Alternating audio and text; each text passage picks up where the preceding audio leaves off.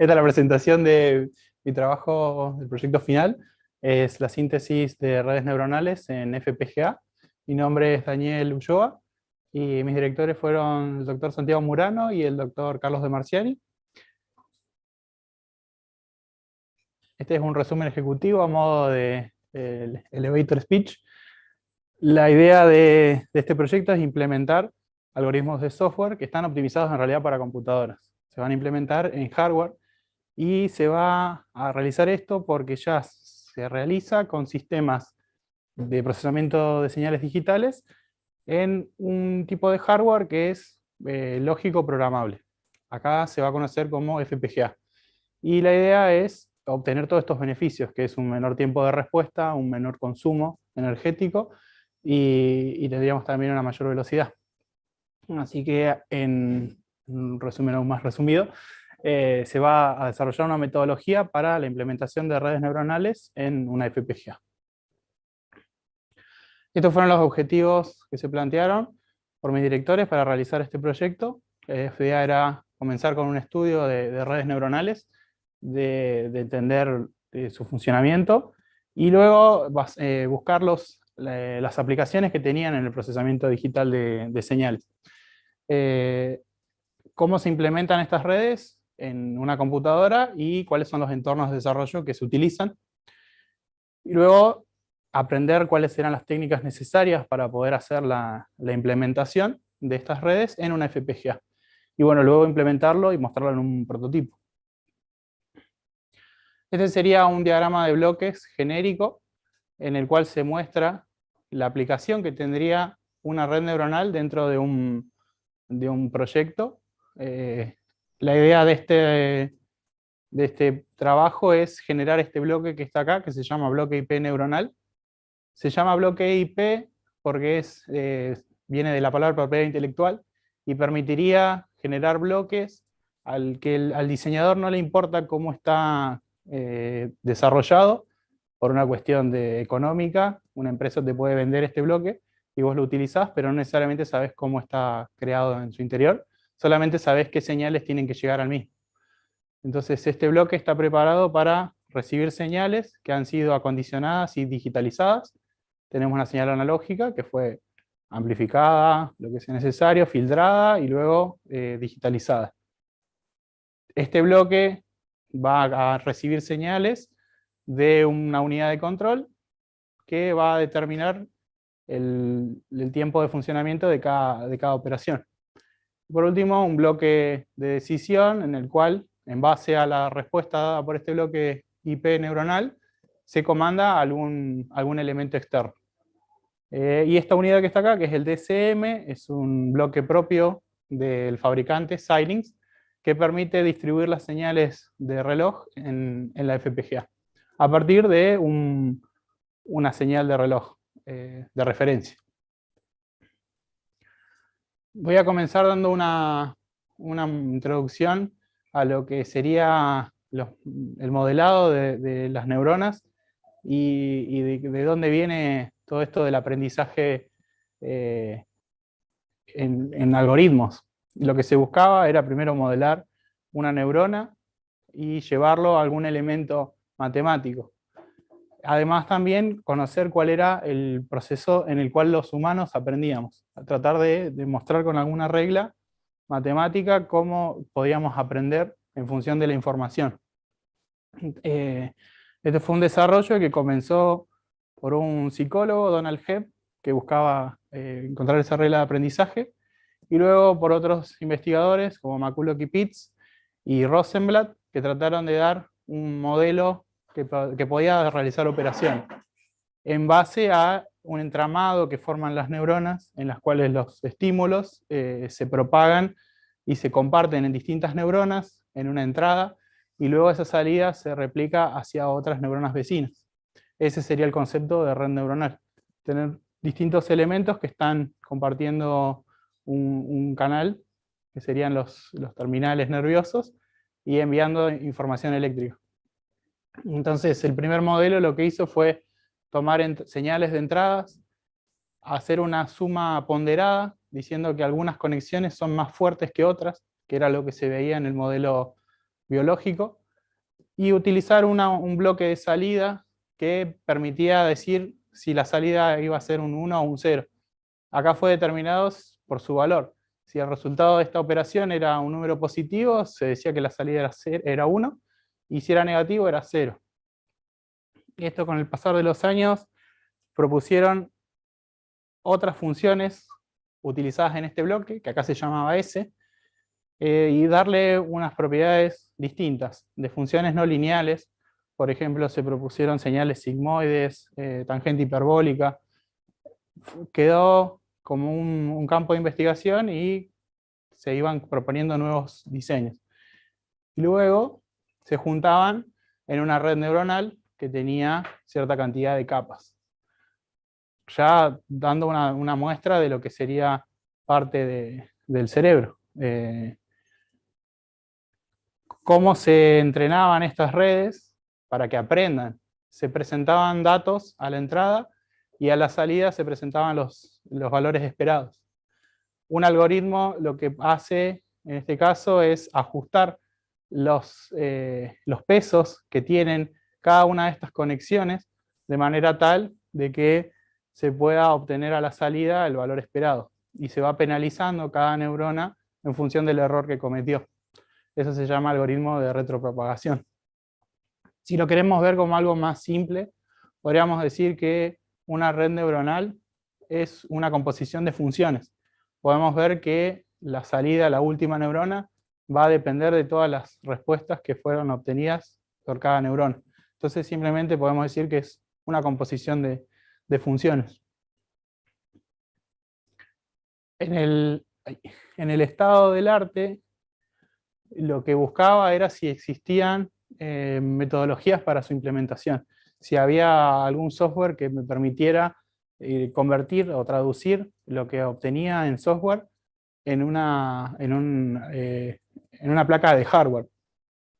Y lo que encontré es que existen frameworks, tal como existen frameworks para el desarrollo de redes neuronales. Y acá dejé la descripción que sería un framework. Es un conjunto de herramientas, de bibliotecas y de modelos que nos permiten trabajar de una manera más ágil, de no tener que reescribir siempre todo, poder reutilizar estos modelos y construir en base a eso. Entonces, para los frameworks de la implementación de redes neuronales, los fabricantes de las FPGA y algunos grupos de investigación hicieron sus propios frameworks para poder llevar estas redes neuronales que corren en software y en hardware dedicado de computadoras a hardware dedicado, a DSPs o a FPGA. Y por último, un área en la que había bastantes investigaciones era en la optimización de las operaciones necesarias, las sumas y las multiplicaciones que se requieren, y de otros operadores en otros tipos de redes neuronales, que son, por ejemplo, las redes convolucionales y las redes recurrentes. En este caso yo me centré en las redes que son de perceptrones, que son las redes profundas. Y en las funciones de activación era lo que le comentaba, ese bloque que estaba a la salida de todas las sumas ponderadas, se busca la manera de implementarlo en hardware de una manera eficiente, porque en los lenguajes de descripción de hardware no existen las funciones de activación tal como podríamos tener una suma o una multiplicación. Ya una división es algo complejo de realizar en un FPGA. Entonces hablar ya de una función exponencial o logarítmica en una FPGA, su implementación resulta un tema de interés. Así que ahora, volviendo acá, les voy a mostrar algunos de los frameworks y entornos de desarrollo que son los que más se utilizan. Era por qué elegir, qué framework utilizar, y más que nada en base al mercado, porque la mayoría utiliza cierto framework o cierto programa de desarrollo. Este fue un gráfico que genera Google a partir de 4 temas de interés. Y acá indiqué cuáles eran, por ejemplo PyTorch y TensorFlow. Se ve que actualmente son los que tienen una mayor cuota del mercado, mientras que scikit-learn, que es un framework bastante amplio de lo que es el aprendizaje automático, sigue teniendo cierta relevancia, pero frente a estos frameworks no tiene tanta competencia. Y este es otro de los frameworks que se vio en la bibliografía que no tiene un gran impacto en el mercado. O sea, puede llegar a ser utilizado en el entorno de la investigación, pero para los usuarios finales no tiene tanta repercusión. Después esto es una encuesta que hace un sitio web que se llama Kaggle, que es donde hacen competencias de Machine Learning, hay tutoriales, y ellos consultaron a sus usuarios cuál era el entorno de desarrollo que utilizaban, y la mayoría utiliza Jupyter Notebook, y ahora se ve una tendencia en aumento para Visual Studio Code, que tiene una forma, estos dos software, para nosotros, al haber trabajado con matemática, tener esos cuadernos interactivos que nos permiten mostrar resultados, se nos hace bastante simple de seguir utilizando la misma metodología, como no tenemos que aprender algo distinto, aprovechamos lo que ya sabíamos. Luego en los frameworks, era lo que les comentaba, de las propuestas de grupos de investigación y de los mismos fabricantes. Esto, por ejemplo, se llama DNN Weaver, que Weaver es tejer, y es como que hace un entramado de las instrucciones que se le dan y bloques. Tiene bloques predefinidos, que son los que están indicados como acá, como plantillas optimizadas a mano. Acá lo que se generan es cada uno de los bloques de suma, de multiplicación y de funciones de activación, fueron optimizados por sus creadores, están hechos en lenguaje Verilog, y el software lo que hace, el framework este, es tomar nuestra especificación de la red neuronal, interpretarla y traducirla en un set de instrucciones que este software entiende. Entonces sabe qué recursos debe utilizar para cada descripción. A partir de esto, como ya se generó en un lenguaje sintetizable que es Verilog, la parte de integración ya se sabe que esto va a ser sintetizable y va a funcionar, y solamente es necesario agregarle un bloque de memoria. Acá lo que no indicaron en este gráfico es que estos parámetros que dice de la memoria, la interfaz de memoria y los parámetros, son los que vienen de la red neuronal, salen del entrenamiento. Y yo veo que acá no está indicado cómo se obtiene esos parámetros. Solamente se dice que se integran al modelo y ya se obtiene la red esperada. Luego, este es el enfoque que propone Xilinx, el desarrollador, que actualmente fue adquirido por AMD. Ellos lo que proponen es el uso de este framework que se llama Theano y el uso de un tipo de redes que son binarias, en el cual todas las operaciones ya de por sí son implementadas con compuertas XOR, XNOR, perdón, y para las multiplicaciones se hace una operación que se llama popcount. Entonces, si ya la red se genera de una perspectiva que ya sea en parámetros que son binarios, la implementación, su síntesis va a ser más directa, va a ser menos complicada en cuanto a la traducción de este modelo. Y luego el software lo que hace es crear una descripción de esta red en un lenguaje de alto nivel de síntesis. Entonces acá se ve que hay un bloque de traducción que va a estar llevando el lenguaje de especificación de alto nivel de software de la red neuronal a un lenguaje de alto nivel de descripción de software. En el anterior era Verilog, que sería un lenguaje de descripción, pero no es de alto nivel. Entonces, ese es el enfoque que toma este fabricante. Viéndolo desde el punto de vista del uso del mercado, resulta algo complejo si venimos observando que el mercado utiliza cierto tipo de software. Acá habría que solicitarles que aprendan de nuevo, que utilicen de nuevo lo que han aprendido, que aprendan algo distinto. Entonces buscaba algo más que sea una continuación de lo que es más normal en el mercado. Este es otro enfoque que propone el laboratorio CERN y se llama HLS for ML. HLS es un lenguaje de alto nivel de síntesis que tiene Xilinx, también utiliza ese mismo lenguaje, y generan a partir de un modelo comprimido, en el cual acá se comenta que es necesario achicar los modelos de alguna manera, explican cuáles son los procedimientos necesarios para, y algunas estrategias que también ellos proponen en la utilización de recursos. Esto permitiría en una FPGA dada saber si se puede o no implementar una red. En base a eso se genera este proyecto de alto nivel y genera una interfaz que tiene que ser comandada por un procesador que está embebido en la FPGA. Y ya este tipo de FPGAs se conocen como SoC, que es System on Chip, que incluyen distintos periféricos en el silicio y nosotros podemos elegir qué dispositivos utilizar. Y para la parte del firmware a desarrollar solamente tendríamos que indicar dónde están conectados estos periféricos. Entonces nosotros en este punto el framework lo que está haciendo es crear un periférico dedicado en nuestro microcontrolador y nosotros los podemos utilizar. Entonces esto genera una abstracción para el desarrollador en el que solamente se tiene que preocupar en hacer llegar los datos que quiere procesar y procesar las salidas. Esto se llama coprocesamiento y es donde convive una FPGA con un microcontrolador. Luego en el tema de la implementación de los operadores, tenemos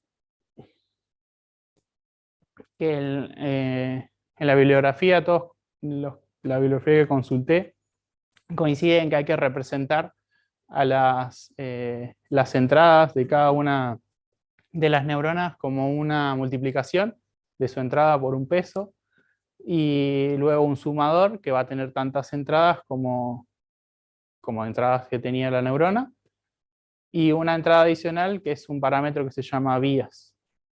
Entonces, su implementación son sumadores y multiplicadores. Luego, las funciones de activación son un bloque en el que esta información va a pasar.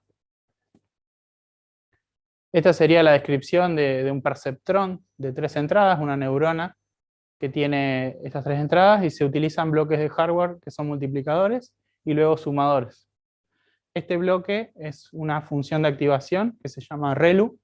Acá dejé un comentario porque esta es la implementación que se hace normalmente en Python, que es una implementación que está optimizada, en la que multiplica un número por un booleano.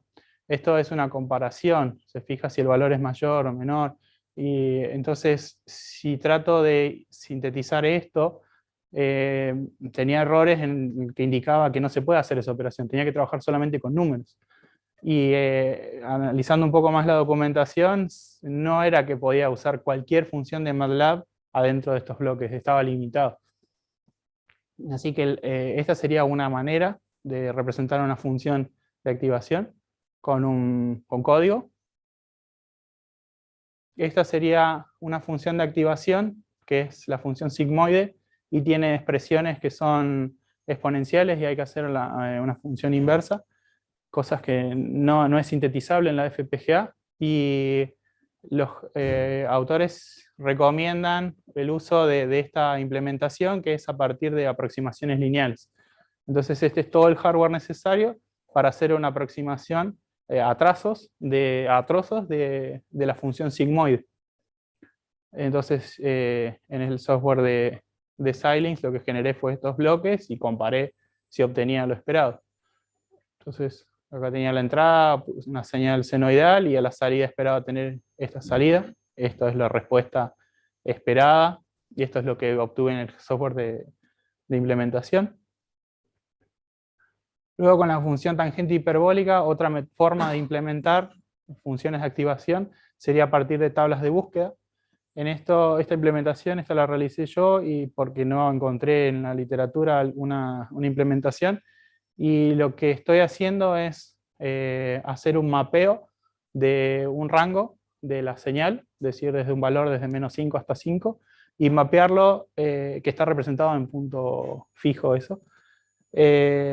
O sea que empiezo con un valor que está en binario, complemento a 2 con signo, y yo lo tengo que llevar a una dirección de memoria, en un tamaño de memoria definido. Por ejemplo, decir, tengo una memoria que tiene 65.535 direcciones, entonces tengo que mapear esos valores que son en complemento a 2 a valores sin signo. Entonces esto es la conversión. Y a la salida obtengo los valores que yo quería, que representaría. Entonces, si tenía un valor que era, no recuerdo los valores, pero si tenía valores que eran negativos, esperaba tener un valor -1, y si tenía valores positivos, esperaba tener un valor 1. Entonces, acá comparé si lo que obtenía era la misma respuesta. Si lo vemos con el gráfico anterior es distinto, porque acá yo estoy comparando si mi expresión tiene una respuesta similar, pero en cuanto a puntos, si la resolución era suficiente. Entonces, si yo tenía menos puntos, quizás esta parte iba a ser escalones. No iba a tener la suficiente resolución en esos entornos. Entonces yo buscaba con esta forma de expresar, tratar de evitar que en los puntos de cambio sean más suaves y no sean tan abruptos por la cuantización. Esto no fue analizado en cuanto a errores, pero se dejó generado este bloque en caso de que sea necesario utilizarlo en alguna implementación. Yo en las redes que implementé, los bloques de activación que utilicé fueron los sigmoides y los de ReLU. Pero en caso de ser necesario en algún diseño, este bloque está generado.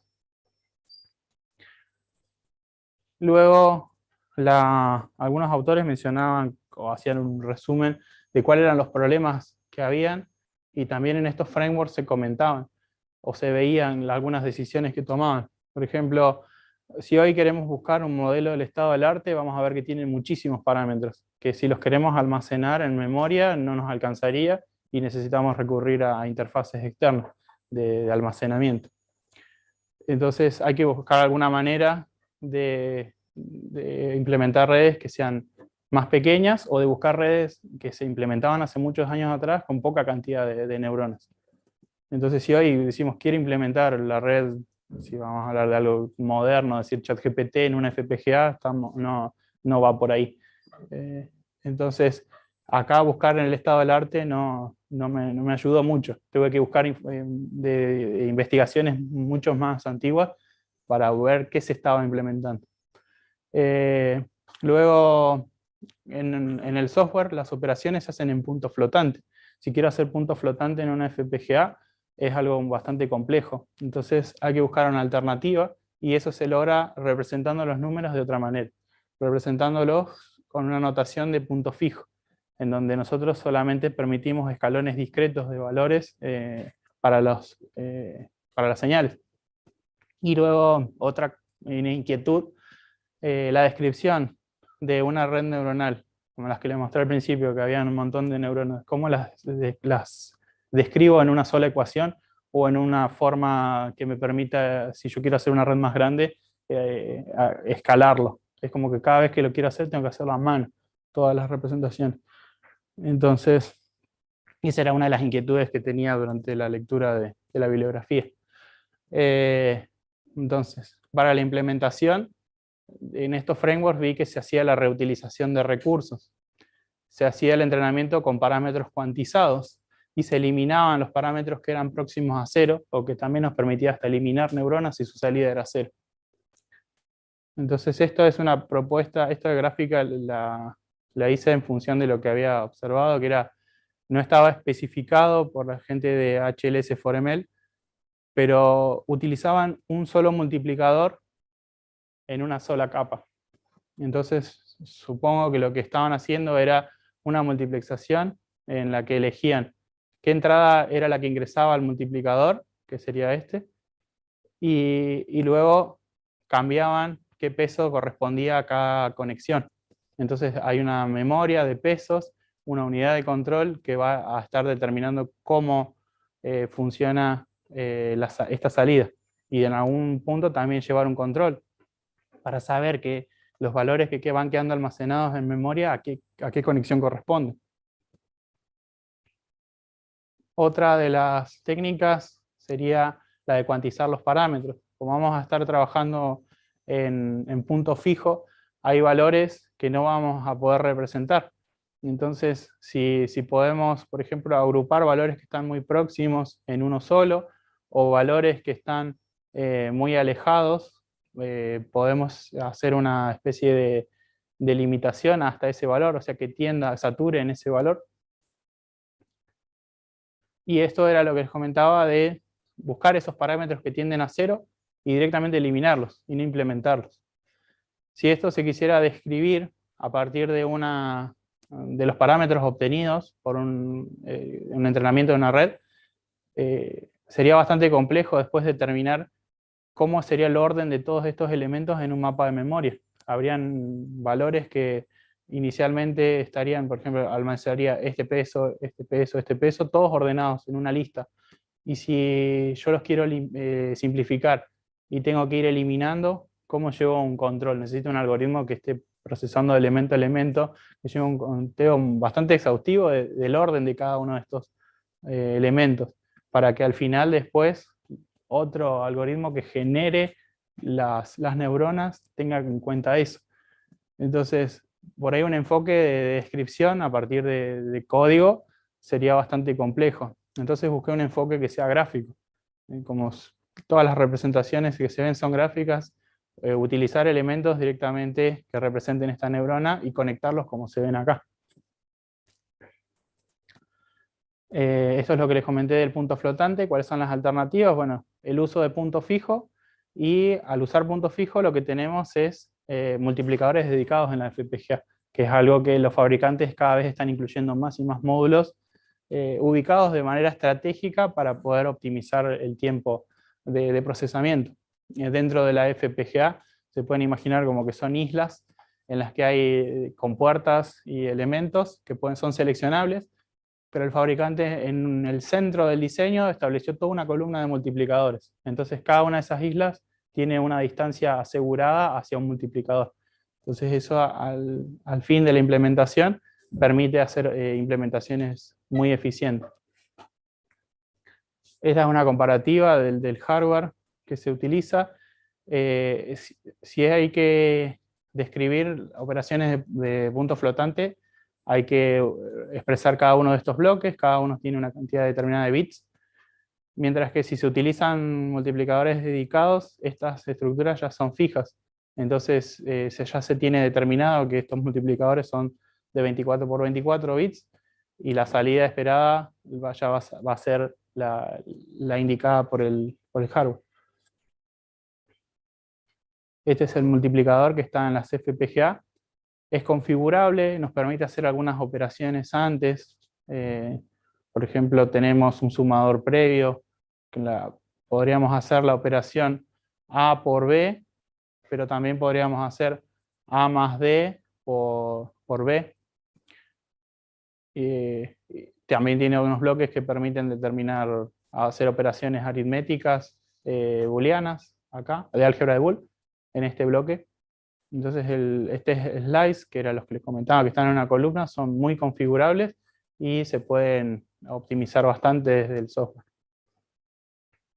Ahora la descripción, les comentaba, puede resultar bastante compleja. Es por eso que los creadores de estos frameworks optaron por usar un lenguaje de descripción de alto nivel y no usar Verilog o VHDL. Usan estos lenguajes. Y en mi caso vi que el uso de un lenguaje de descripción visual que está basado en Simulink y me permite utilizar los bloques de la FPGA realmente que necesitaba, era una buena opción. Así que en base a todo esto, lo que propuse en el proyecto es una metodología a modo de receta de cómo podríamos partir de una red que está corriendo en software a que corra en una FPGA. Entonces, primero vamos a determinar la cantidad de entradas y salidas que necesita nuestro producto. En este caso, yo como una aplicación voy a mostrar un demodulador QPSK.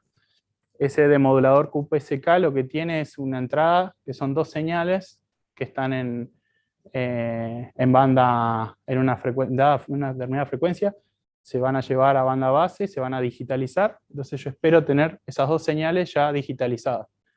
Y a la salida quiero determinar a qué símbolo pertenece esa señal. Entonces, a partir de esto tengo que diseñar una topología de red neuronal y cuál es la salida esperada. Yo a la salida espero tener 4 posibilidades. Entonces espero tener el símbolo 0, 1, 2 o 3. Y en la entrada voy a tener 2 señales. Que para los efectos de una red neuronal, en software no me importa si son de cuántos bits es el ADC, eso no lo tengo en cuenta. Yo solamente sé que tengo 2 números. Y a la salida espero otro número. Esta es la red que propuse, que tiene 4 neuronas en su entrada, 3 en la capa oculta y 1 en la salida. Ahora, esto lo tengo que especificar en el framework de software. Entonces, como había comentado, son herramientas que nos permiten simplificar un montón todo el desarrollo. Entonces, con solamente estas líneas de código, ya estoy expresando esa red neuronal y ya el software ya sabe qué es lo que tiene que hacer, qué operaciones tiene que hacer con cada elemento y cómo están conectados a partir de estas instrucciones. Y acá están indicadas las funciones de activación que cada uno usa. Entonces, por ejemplo, acá tenemos sigmoide, relu, sigmoide y relu. Este código que está acá no corresponde a esta red, porque este es otro ejemplo que les quería mostrar, que no lo plasmé en el proyecto, pero es algo que se puede seguir haciendo. Estos son los datos de entrenamiento. Esta es mi constelación que tengo, que tiene ruido y tiene ruido de fase. En la descripción que hice en el proyecto no incluí que tuvieran ruido de fase, solamente tienen ruido gaussiano. Entonces estas nubes de puntos están perfectamente alineadas en los cuadrantes. Acá introduje una rotación y yo lo que quería buscar y tratar de mostrar era que con un mismo hardware podía cambiar esta constelación y lo podía seguir demodulando. Porque las implementaciones normales para un demodulador sería directamente ver el signo de las señales. No necesitaría hacer toda esta red para hacer un demodulador. Pero la idea era mostrar una de las ventajas que tienen las FPGA al ser reconfigurables. Puedo utilizar el mismo hardware, solamente lo que voy a hacer es cambiar esos parámetros, la fuerza de las conexiones de esas neuronas. Entonces, bueno, acá usé un enfoque que es de software, que es de mapas autoorganizados, que me permitió clasificar estos símbolos, entonces yo después los podía usar para el entrenamiento. Entonces da lo mismo si tengo más rotación en estos símbolos, que ese algoritmo me va a permitir detectar cuáles son los grupos y asociarlos a los símbolos. Entonces con estos datos yo entreno a la red neuronal. Este sería el entrenamiento de la red. Acá utilizo el algoritmo de la retropropagación. Y luego el entrenamiento obtengo los pesos, que son los parámetros que luego hay que transferir a mi desarrollo en la FPGA. Pero estos son valores que podemos observar, no tienen la misma cantidad de decimales, hay algunos que son próximos a 0. Entonces hay que hacer un estudio de estos parámetros para saber con cuántos bits hay que representar. Luego tengo que crear este modelo de punto flotante en software, entonces tengo que generar estas mismas señales que yo generé en Python, que son estas que estaban acá. Tengo que generarlas de alguna manera también en el software. Ahí hay dos alternativas. Una sería generarlas con los bloques que ya tiene Simulink, que me permite saber visualmente qué parámetro estoy alterando, o si no, como vectores. Exportar estas señales como vectores e integrarlas en la simulación. Entonces, esas son las dos alternativas que tenemos. Estos serían los estímulos, se ven que tienen ruido, o sea que no son siempre señales perfectas. Y luego, este sería el modelo de la red neuronal, o sea, neurona por neurona, con bloques de Simulink. ¿Por qué utilicé Simulink? Porque me permitía hacer un análisis de la cuantización. Ya tiene una herramienta integrada que me permite saber en cada nodo de este grafo cuántos bits necesito de precisión y qué valores, qué rango va a tener la señal. Entonces esta información es muy importante a la hora de pasar a la segunda parte de la metodología, que ya sería trabajar con el hardware.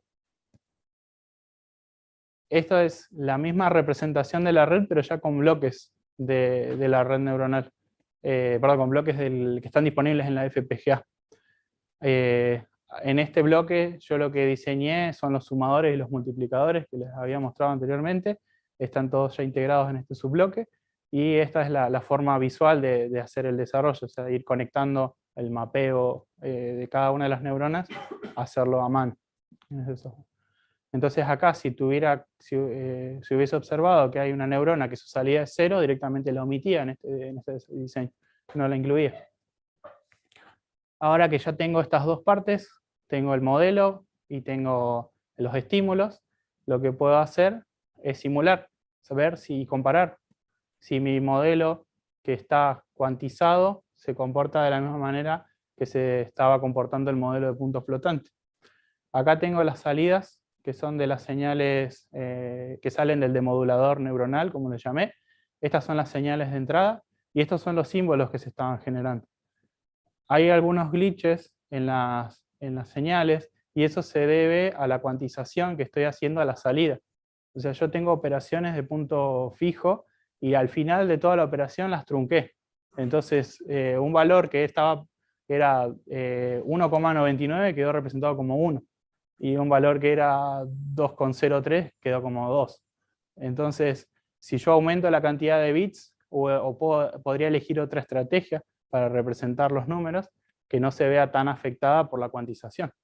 Pero bueno, esto me sirvió para ver que habían errores que se debían a la cuantización elegida. Cada etapa que yo decidí en un punto truncar o redondear, después va a repercutir en la salida. Entonces es parte del desarrollo. Hay que hacer un estudio exhaustivo antes de la implementación. Entonces ahora que ya tengo determinado que ese bloque funciona como se esperaba, puedo generar lo que se llama el bloque IP, que era lo que les comenté que era mi objetivo. Este bloque IP es una abstracción. Acá yo ya no sé, como diseñador en este punto, no sé cómo funciona esto, solamente sé que tengo que acá hacer llegar una señal, que sería mi señal de RF que está digitalizada, y a la salida espero mi demodulación. Una vez que ya tengo este modelo en el software de Vivado, lo que puedo hacer es analizar su síntesis, analizar si es posible operar a cierta frecuencia. Entonces, parte de las herramientas es este wizard que analiza cuáles son los caminos críticos. Los caminos críticos son los que hacen más lento al sistema al final de todo. Es el que penaliza en el funcionamiento. Entonces acá se puede ver si hay algún camino que es en particular el que más afecta, y se podría volver atrás en el diseño y mejorar ese camino y volver a sintetizar. O directamente decir, bueno, bajo la frecuencia de operación. Acá el objetivo que yo había puesto era que corra a 100 MHz y lo tuve que reducir a 50 MHz para pasar los objetivos. Pero son herramientas que nos permiten en todo momento ir iterando y volviendo hacia atrás y mejorar el diseño. Luego es la integración de este bloque en un entorno de mediciones sería. Xilinx provee unos bloques que son el ILA y el BIO. El ILA es un analizador lógico, entonces puedo incluir en el diseño un analizador lógico, entonces no necesito tener el instrumento físico para hacer las mediciones.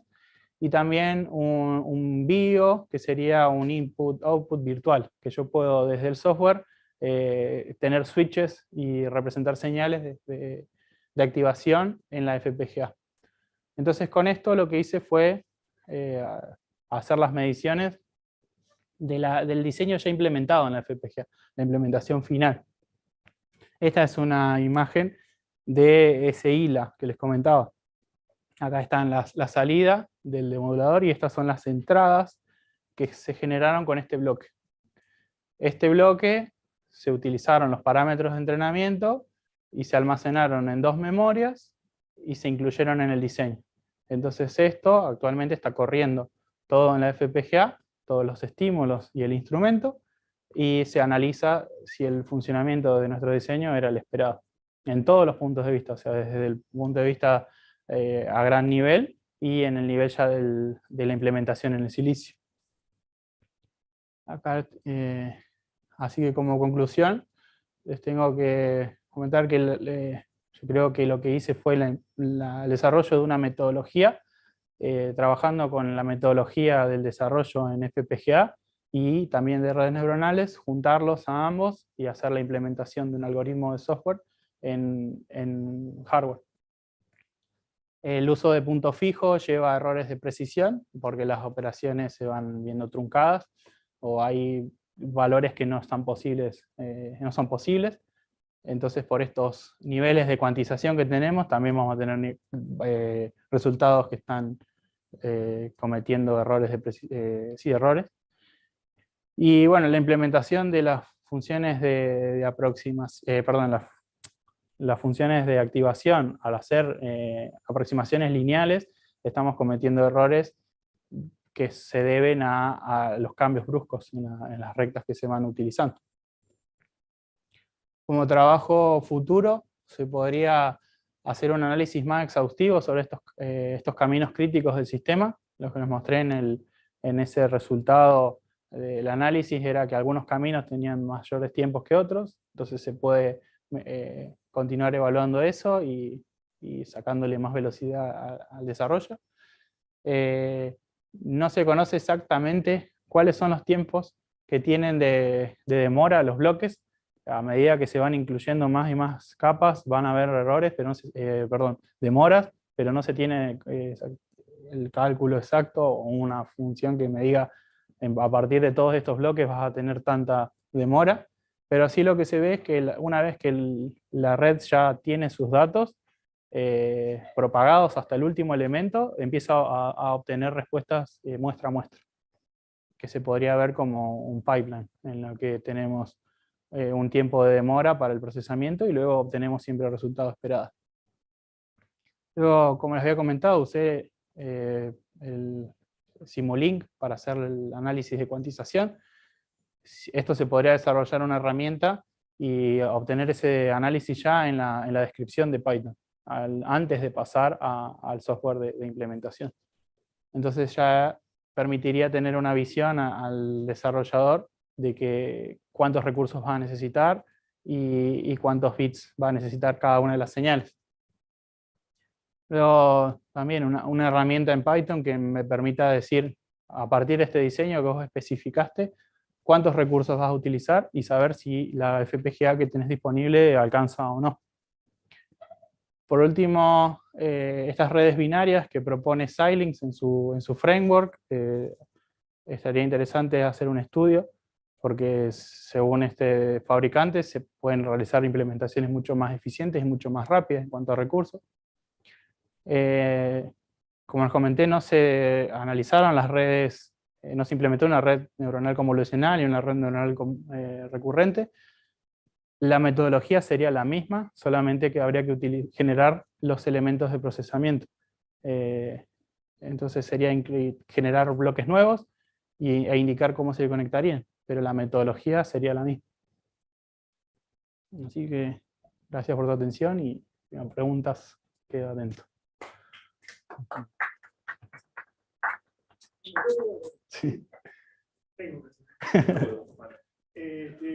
Vos decías que te habías propuesto llegar a una frecuencia de operación de 100 MHz, Sí. pero obtuviste 50. Sí. Entonces, si vos lo ves como un pipeline, ¿sí? Y quisieras llegar a los 100, sí. con poner un nivel del archivo entre las dos capas, primeras capas de la red, te alcanzaría, ¿verdad? Porque vos sí, estaría procesando la entrada que sigue mientras calculás la salida del anterior. Sí, ¿no? sí. No debería ser muy complicado. Claro, porque yo lo que tengo en cada una de las capas, tengo bloques que ya están funcionando como latches, pero no incluí ninguno en la entrada. O sea, acá, cada uno de estos bloques que yo estoy usando para limitar la cantidad de bits, ya lo estoy usando como un latch. Entonces, sí, podría agregar manejando, un bloque adicional. manipulando el clock de ese latch, podría Sí. llegar a hacer lo que querés. Podría llegar y ahí ya tendría quizás que trabajar con un sistema que tendría distintos clocks, que Claro. sería... Pero eso bueno, depende. Yo, a mí se me ocurrió ponerlo ahí porque la primera capa y la segunda capa Claro. son iguales. Sí, Entonces, los tiempos de operación van a ser similares. El pipeline lo vas a tener que cloquear con el bloque más lento. con el bloque más lento. Que parecería ser bastante fácil, digamos. Son muy similares entre los dos, así que Sí. no debería Sí, sí, ser sí. una restricción muy fuerte. Claro. Es muy interesante. Sí, el inconveniente sería si en el diseño se elige, por ejemplo acá, si tuviera una función de activación ReLU, que solamente es un comparador, contra una función, la sigmoide o la tangente hiperbólica, ahí podría tener un problema ¿Qué es tu caso, en no? ese. La capa Sí, primera en mi son caso son todas sigmoides. ReLU y la segunda son- Sí, acá eran todas, esta eran sigmoide, sigmoide y esta era ReLU. Ah, Entonces, entre ellas dos sí no habría problema. Los tiempos serían similares.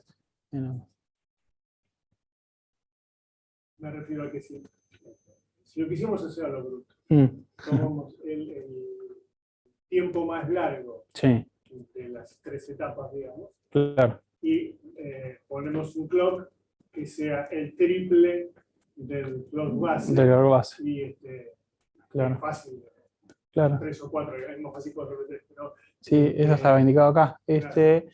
El más lento era este bloque que tenía 4 nanosegundos de camino crítico y este era 1 nanosegundo. Estás multiplicando O sea, la frecuencia, eso sí. claro, Yo creo que claro. ese es el instinto. Sí, sí, sí, el DCM es el que te permite hacer diseños multi-rate, que se llama. Así que sí, sería una de las posibles mejores. Sí. Y bueno, acá abajo allá está la FPGA corriendo. Yo tengo una curiosidad más nada. Sí. Hiciste el análisis temporal de la implementación. Sí. En cuanto a recursos, ¿qué porcentaje de la FPGA ocupaba? Bien, eso lo tengo para mostrarlo acá. ¿Cuántos DSP o cuántos? Tenemos la implementación.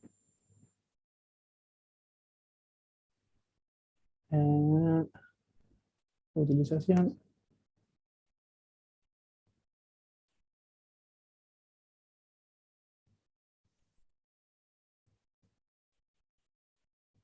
Si mal no recuerdo, en cuanto a implementación, no superé el 15% de los recursos disponibles en cuanto a multiplicadores. O sea, yo tenía disponibles 240 multiplicadores y el diseño terminó usando unos 37. Y yo esperaba utilizar 30, según una estimación. Pero como habían caminos en los que necesitaba una mayor cantidad de bits, o sea, al sintetizarse, se sintetizaron 2 multiplicadores, donde yo esperaba tener uno. Pero solamente fue eso, o sea, dentro de lo esperado, la cantidad no fue algo que cambió tanto.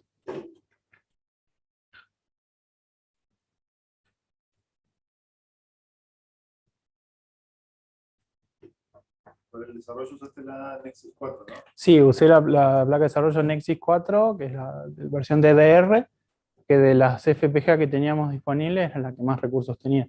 La tenía 240 multiplicadores, la versión Nexus 3 creo que tenía 80. Entonces, también se podría implementar. Y bueno, el desarrollo no queda limitado a esta FPGA, sino que se puede utilizar, se puede hacer esta misma metodología con las versiones anteriores antes no se llamaba Vivado, se llamaba ICE, pero se podría también sintetizar con las FPGA, las Nexus, las DDR, la Nexus 2, que utilizaba ICE. La cantidad de multiplicadores que tiene alcanzarían también. Desde el mismo Vivado podría. No, el Vivado está limitado a sí o sí utilizar la serie que sería 7. Entonces, sí, en este caso que son la Nexus 4 ya usa de la serie 7. Y tenemos metodología, reportes.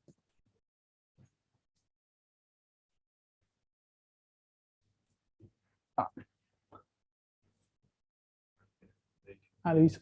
Todavía está pensando.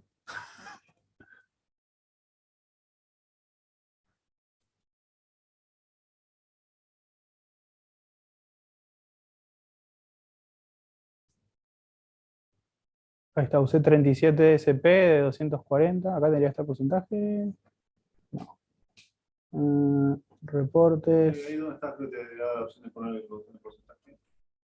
En Al lado utilización. de jerarquía, a la izquierda, ahí. Ahí está. Ahora sí.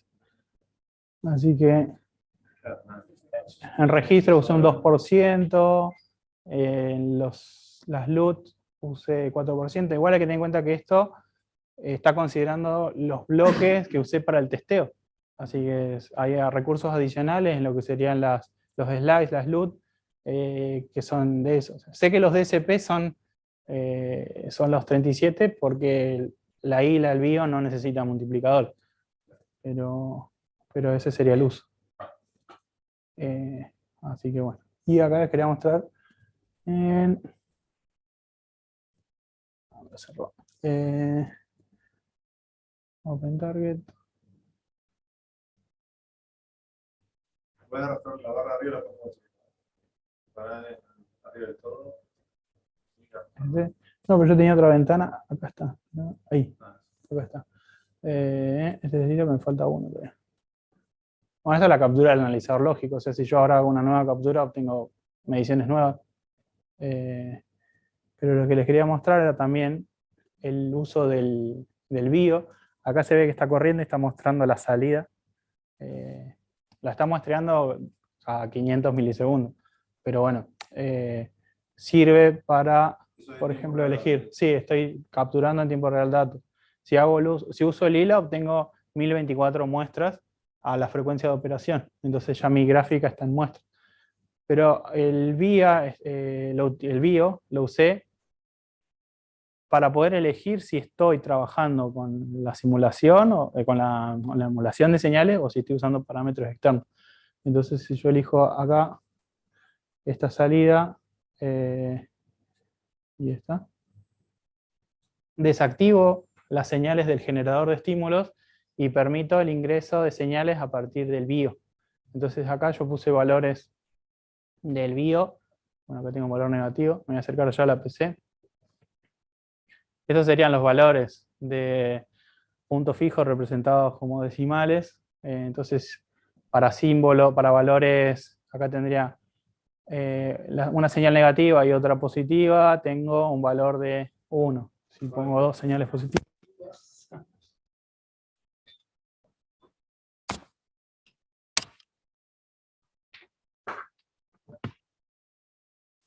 Un valor positivo. Veo un cambio en el estado. Entonces, tengo como más herramientas todavía disponibles al desarrollo. Y lo único que tuve que hacer fue conectar la TCG a la PC. Bueno, yo puedo, sí, es curioso. Primero felicitarte, estuvo muy bueno e interesante el trabajo, tanto la exposición como el informe bien estructurado, y ya esto de, por ahí lo explicaste, pero iba tan rápido que me perdí, que vos dijiste que entrenabas las neuronas para obtener los coeficientes, ¿no? Sí. ¿En qué entorno las entrenás? Sí, bueno, yo ahí usé como software visual, digamos, Sí. que se llama Jupyter, y el framework de desarrollo se llama TensorFlow con Keras. Son las abstracciones de software que permiten escribir a las neuronas, entrenarlas con pocas líneas de código. Perfecto. Y una pregunta más sobre eso, o sea, ¿y cuánto tiempo te tarda en entrenarlas? En generar el coeficiente que después lo va a descargar en la FPGA. ¿Te lleva mucho tiempo? O... Lo que lleva más que el tiempo no, en el entrenamiento es poco, o sea, pueden ser 3-4 minutos, no es tanto. Pero el tiempo que más me llevaba era en las simulaciones, correr las simulaciones, porque se tiene que sintetizar todo el hardware y después recién ahí te muestra los resultados del Simulink. Entonces eso era lo que más tiempo, pero tampoco no era tanto, era 10 minutos, sí. Pero entre hacer todo, digamos, puede llevarte 2 horas de optimización. Teniendo ya tu red ya definida, funcionada, se varía 2 horas llevarla al hardware. Pero tenés para pasar Jupyter con TensorFlow y que a MATLAB tenés todo automatizado. Eso me explica. No, eso no está automatizado. Eso extraigo los parámetros y los represento como valores de entrada en una variable de MATLAB y después los llevo al simulador. Pero manualmente. Pero manualmente lo hago, sí. Si no lo hice, había hecho una implementación así como que leo y digo, o copio directamente los parámetros, y la representación no es la misma. Como las salidas están en matrices de matrices, está como en matrices de matrices, y yo esperaba que el primer elemento de la primera matriz sea el 1, el primer elemento del segundo sea el 2, y estaban cruzados. Entonces, cuando lo estaba simulando, generando, no me daba nada. No me daba lo esperado, pero era estaba todo cruzado. Así después dije, no, lo hago a mano, todos los valores. Y bueno, lo único que hago es cargarlo como una variable. Y después en el diseño está referenciado a esa variable. Entonces, yo después lo único que hago es cambiar ese parámetro en MATLAB y corro la simulación de nuevo. ¿Sabes? Pero sí, no está automatizado.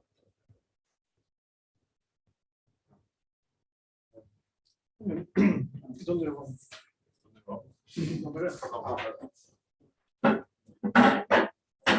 Vamos para allá. No interpretes que te dije vos.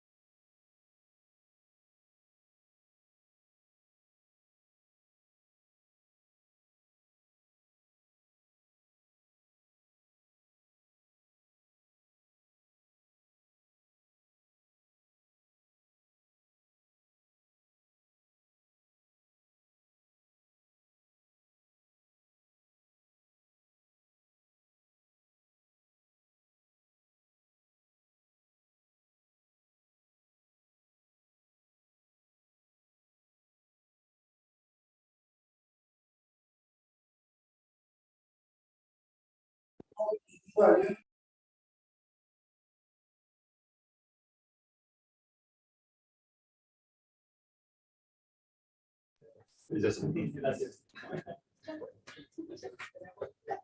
¿El audio se otro día? Sí, ahora sí.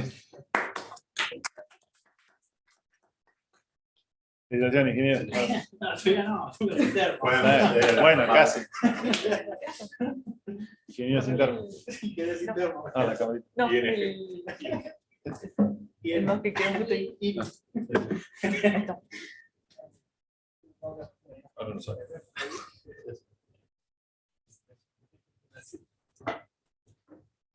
Bueno, vamos por finalizar nomás la sesión.